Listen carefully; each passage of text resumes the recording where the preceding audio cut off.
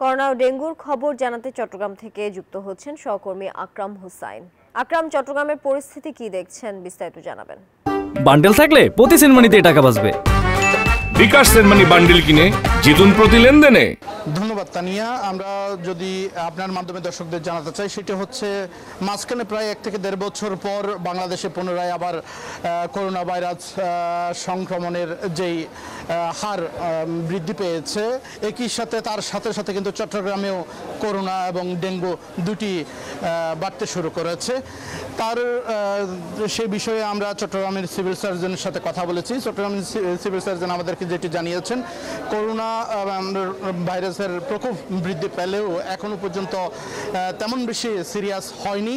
তবে এই corona virus শনাক্তের পর থেকে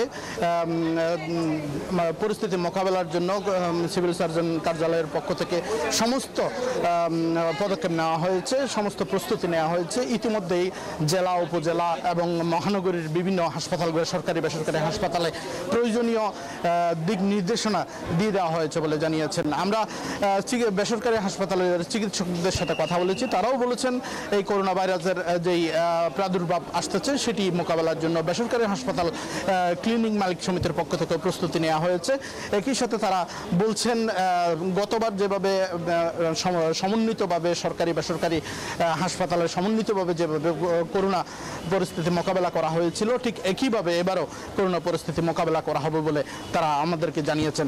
আমরা যেটি দেখতে পেয়েছি এখন পর্যন্ত, আমরা যদি আজকে পর্যন্ত বলি, চট্টগ্রামে 18 জন করোনা রোগী শনাক্ত হয়েছে, যেটি গতকালকে 9 জন করোনা রোগী ছিল শনাক্ত হয়েছিল। আজকে তার দ্বিগুণ 18 জন করোনা রোগী শনাক্ত হয়েছে। অন্যদিকে আমরা ডেঙ্গুর পরিস্থিতি যদি বলি, ডেঙ্গুর রোগী আছে আজকে পর্যন্ত 5 জন।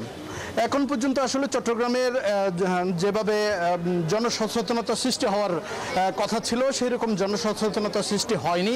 তবে সংশ্লিষ্ট কর্তৃপক্ষের পক্ষ থেকে জনসচেতনতা সৃষ্টির প্রয়োজনীয় পদক্ষেপ নেওয়া হয়েছে বলে আমাদেরকে জানিয়েছেন। এখন পর্যন্ত চট্টগ্রামের করোনার বিষয় ছিল আমার কাছে সর্বশেষ। এখন আমরা যাবো স্টুডিওতে। তানিয়া। আকরাম, আপনাকে ধন্যবাদ।